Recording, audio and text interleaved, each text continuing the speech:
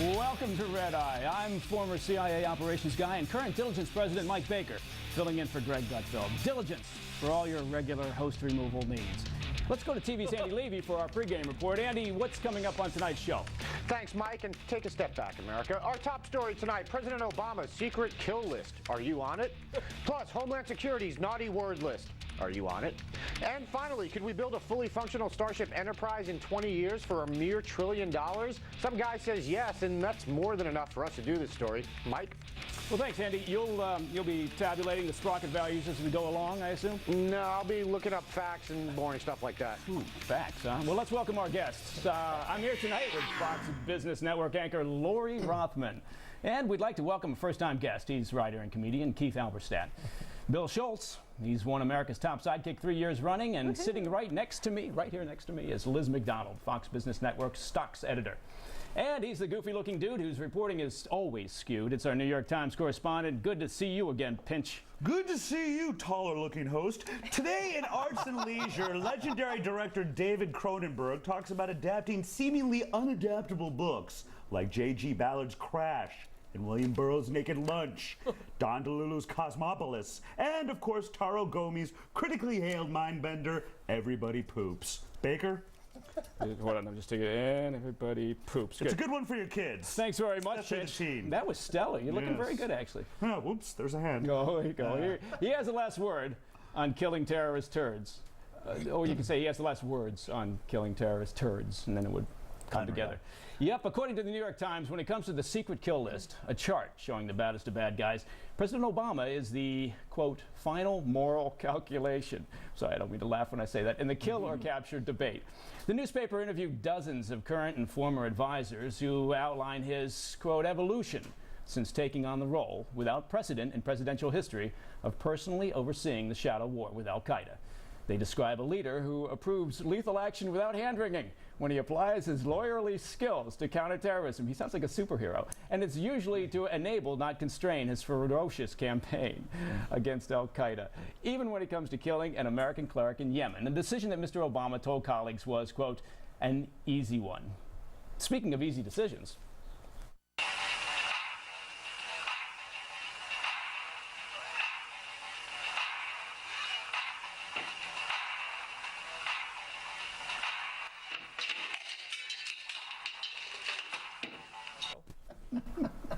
that's fantastic. I'm always amazed. 5 years on, I'm amazed at where we get this stuff. Lori, is counterterrorism something that President Obama has gotten right? Well, let's not go that far. I think it's one of his strong suits. I think if you back it up against his record on the economy, I mean, that's debatable, right? How he's handling Romney's career at Bain Capital, how that's being presented in the ads, that's debatable. So his record on terrorism, I know he got a lot of criticism for killing Osama bin Laden, that wasn't exactly classy in the campaign ads. Right. But it's interesting that the New York Times is doing this piece, and it's very detailed, and that kind of surprised me too, the level of information that was in that article. By interesting, do you mean nauseating, how they've done this piece? Is that code word? It is a bit of a love story, isn't it? Oh my gosh. Yeah, I didn't know the reporters would go that far. But I mean, are there leaks going on there? How did the New York Times get such detailed information about the specific strike? I suspect they might have made some of it up. Liz, the New York Times, they've assessed his counterterrorism record, and apparently he comes across as something between Clint Eastwood and Charles Bronson. Do you think the report is or is not accurate?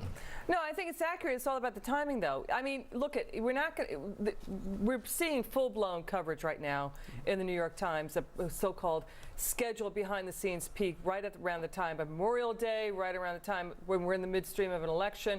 You could bet there's going to be possibly more of these, full access, stories given the Times or MSNBC and the like. But, can he do it with health reform? I wouldn't crook the trumpets just yet, because what are you going to see there? He outsourced the fine print to health reform, let Congress take the wheel on that. I mean, so can he really go full bore? What are his successes? How many more stories are we going to see along these lines? This may be it. So yes or no, you think he might actually use this whole tough on terrorism thing for more political gain? Yeah, I think so. Yeah. Shocking. Newsflash. You heard it here. Keith, aides to Obama say that he views himself as responsible, right, for the position of the United States in the world. Somewhat egotistical, somewhat lots egotistical? What would you say? Well, he keeps using the word evolution and evolving, which I think is hilarious. Like when other politicians change their mind, like John Kerry, Mitt Romney, it's flip-flopping. Obama does it, it's evolution, which is that's a clever little trick right there. I think we should do that, right? Like, oh, I know I was going to promise to disclose all my income, but I'm evolving. Are you, you're not actually going to disclose. By the way, the IRS is watching this, and my name is Jesse Joyce. And also, that's going to kill him in the South because they're pro wearing flip-flops, but they don't like the word evolution. Well, and thank you, Bill, for piping up, because as you can imagine, the viewers are fascinated to hear your opinions on this topic. How dare you? Yeah, no, I'm serious. They are fascinated. We've been getting. Well, as I do have expertise in all things foreign related, you are the harbinger of death on the panel, so I thought I would bequeath my position to ask you a couple questions since you're the man in the know when it comes You are to all turning the things brand new killing. glass top table. And if I may, I might put on my brand new smart guy glasses as I read Please these may. unbelievable questions. Readers from Kmart. Ugh, actually, these don't work. Just have them to make me look smart. The part of the administration's current strategy do you like and dislike as far as this kill list is concerned? Well, you know what? All right. First of all, full credit to Obama for once he strapped on the big boy pants and he got down the chance on to what? see what the intel briefs were all about. When he came in, he was able to pivot, right? And he maintained a lot of the things that were going on that the New York Times previously, demonized that the Bush administration was involved in.